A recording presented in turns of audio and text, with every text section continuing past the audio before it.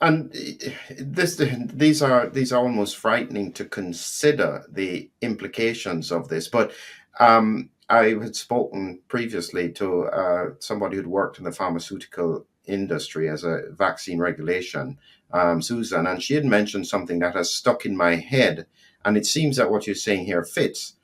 No one is responsible and no one is accountable if something goes wrong. Is that about Yeah, accurate? that's exactly what I'm saying. And if you want a bit more evidence, or it's going to be circumstantial evidence, but if you think about how long it takes for, from the point of, with a medicine that someone thinks there's a problem to the point it actually reaches a disaster and, there's a public inquiry. If you take the Cumberledge inquiry, I can't remember the timescales off the top of my head, but it's got to be 10 plus years between the products being licensed and them having to be stopped or severely limited.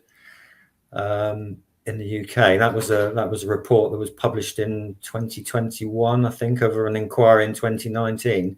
But it highlighted the number of years over which it took for someone to actually take responsibility and say, no, that needs to be stopped. And the swine flu vaccine in the UK in 2009 was another example. It took 7 years, I think it was 2016, before it was debated in the House of Commons in terms of damages for people harmed by that vaccine.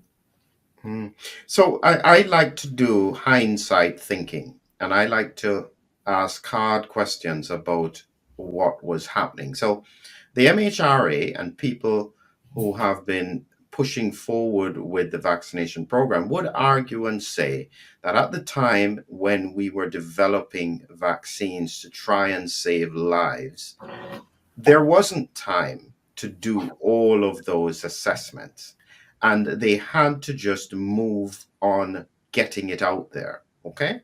So, using your expertise in regulation, suppose you're in the middle of the war, you're running out of munition, you don't have the time to test and see, the soldiers just need weapons on the battlefield. What do you do? Well, that happened a number of times. There would be a specific operation where there was a need for some new munition or an existing munition to be used in a new way. And it was possible to qualify that particular application very quickly based on very limited evidence, but only if there were strict limitations on its use. And I'll give you an example. When you carry something in a helicopter is a bad vibration environment, and vibration's bad for explosives. So you would only be allowed to fly that, whatever it was, for one flight, say, because you didn't have any data that would let you do any more than that. Whereas if you did a full-scale 5-year qualification program, you might be able to carry it for 1,000 hours in a helicopter, multiple flights. It's the same here in medicine and the COVID vaccines. I don't have a problem with them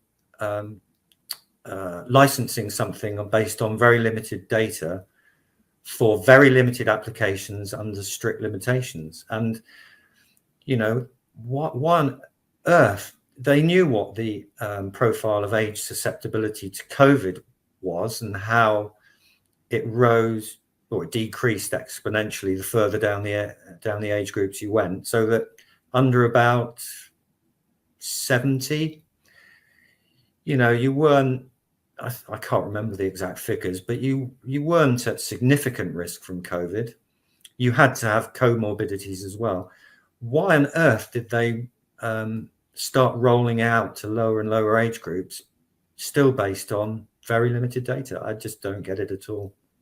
This is a very important point and something that I think, as I said, I had always argued for targeted vaccination, which is that we knew the at-risk group, we knew it was comorbidities, we knew it was age, we knew it was obesity. You target the at-risk group. So what were you thinking when you saw the rollout to the whole population? It started to go first. They did target it first. But then it's almost as if we've got enough vaccines. Let's just vaccinate everyone. How Mm. how how would that decision have been made in the context of the MOD? It wouldn't, frankly, because it goes back to partly what I was saying earlier, that I was personally responsible to the Secretary of State for Defence. I mean, he could have overruled me, but I wouldn't have suggested it. And there was a separate regulator who would audit the decisions I made and made sure that they were sound. And I don't see how that decision to roll out to younger age groups, given the evidence about the risk from COVID and the limited data from trials on the vaccines, could have justified that. Give us an analogy in the context of the military. What would be the analogy for what happened with that rollout? So you didn't have enough time to test the munitions, and then what? You just decided to give it out and transport it no matter what with no regulations? Would that be the equivalent?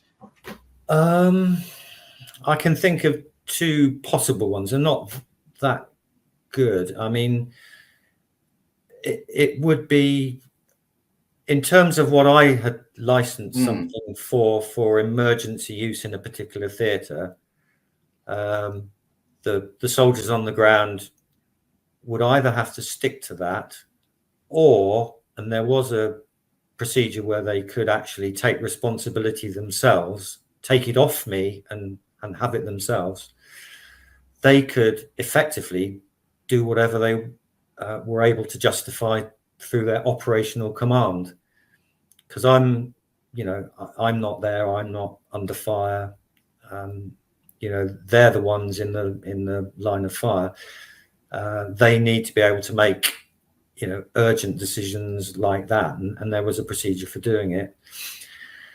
The other one might, in terms of how do you extend the rollout based on limited data, well, I suppose you might be able to say, well, you've licensed it for this, therefore carrying it in a lorry or something might be no worse, even if we hadn't said it was okay. I don't know.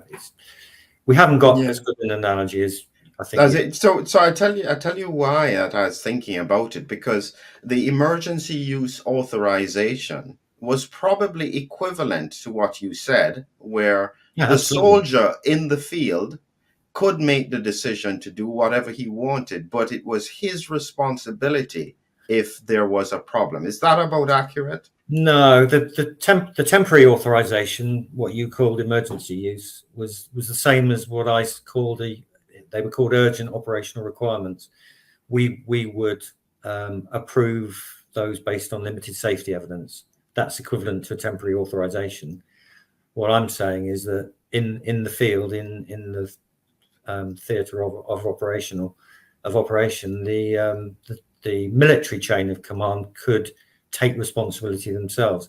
It would be a bit like, I suppose, MHRA giving it temporary authorization, and then you, a medic in a hospital, deciding that you're going to go outside of that.